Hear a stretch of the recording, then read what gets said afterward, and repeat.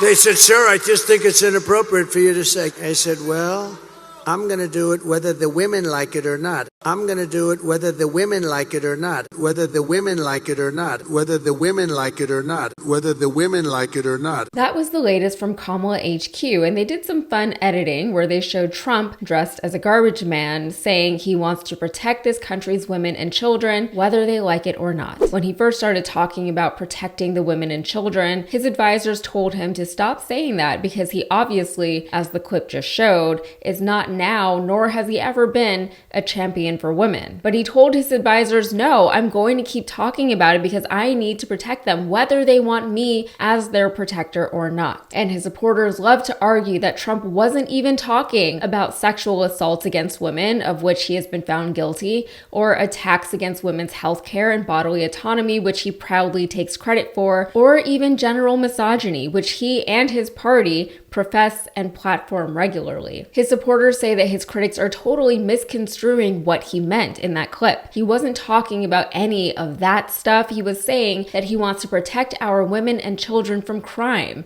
and from immigrants and from terrorists. Their argument is the same argument they always have, and that is that Trump's words are being taken out of context, but they miss the whole reason why people find it ironic and a little perplexing that Trump would even think to present himself as a protector of women in the first place. Of course, the women of this country are going to hear him say that and think, who, me? You're protecting me? Since when? Also, are the women of this country literally dying at alarming rates from violent crime perpetuated by immigrants? Or are they literally dying because they don't have access to health care as a direct result of Trump's policies and machination? Anyway, the right is all up in arms at the thought of women lying to their Trump-supporting husbands, pretending to also be Trump supporters and claiming that they will vote for Trump when really what actually happens in that voting booth is between them and no one else. So while they might say that they are Trump supporters, they're actually voting for Kamala Harris. And there's really no way for these right-wing men to know for sure who their wives are voting for. But they've been spooked by a recent revelation that 1 in 8 women claim to have secretly voted differently from their partners.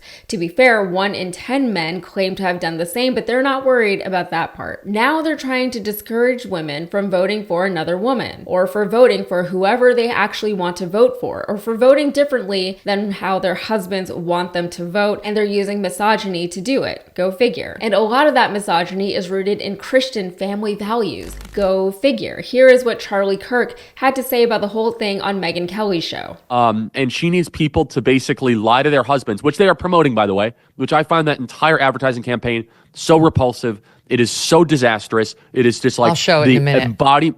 It is the embodiment of the downfall of the American family. I think it's so gross. I think it's so just nauseating where this wife is wearing you'll show it, wearing the American hat. She's coming in with her sweet husband who probably works his tail off to make sure that she can go, and have a nice life and provides for the family. And then she lies to him saying, oh yeah, I'm going to vote for Trump. And then she votes for Kamala Harris as her little secret in the voting booth. And here is Jesse Waters over at Fox News threatening to cheat on his wife if she votes for Kamala Harris. Friendly reminder that Jesse Waters has already been called out for allegedly engaging in predatory behavior against women and yes, of infidelity. And if I found out Emma was going into the voting booth and pulling the lever for Harris, that's the same thing as having an affair. That to me, oh my God! Let him finish. Go, Jesse. That violates the sanctity of our marriage. On. Yes. What else is she keeping from me? Exactly. What else has she been lying about? Why would she lie to you? Have you threatened her? Why would she lie to you?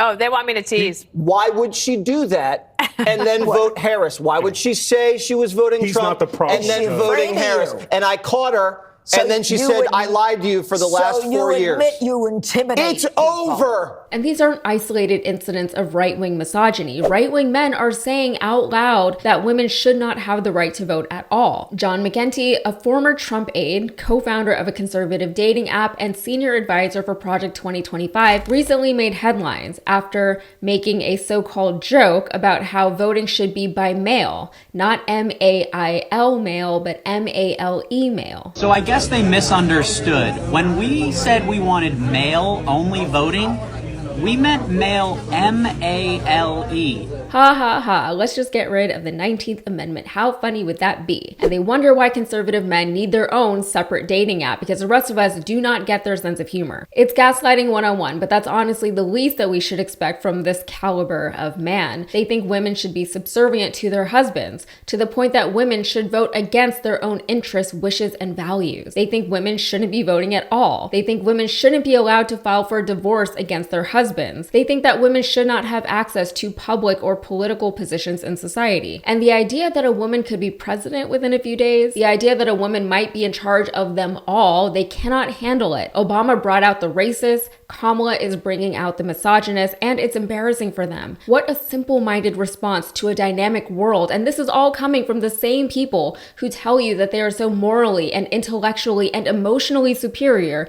that they should be in charge of everyone and everything all of the time. The reality is that they are weak and impotent, fragile and fearful. When the playing field is level, they are no longer special. This is why they make incessant attempts to suppress entire groups of people, and they gatekeep things like access to education and healthcare, and financial opportunity, and professional and societal upward mobility. All they can do is lash out against the women in their lives because they feel like they're losing control over them, and because they realize that women across this country are laughing at them, not with them, and actively losing respect for them. But make no mistake, this is a form of abuse. The gaslighting, the threats of infidelity, the guilt and blame being placed upon the woman for destroying the institutes of marriage and family just by having the audacity to stand up for herself and act with any kind of autonomy. It is all very manipulative. It is all very abusive. There is a reason why men didn't want women to be educated in the past. It's probably the same reason why they don't want children to be properly educated anymore.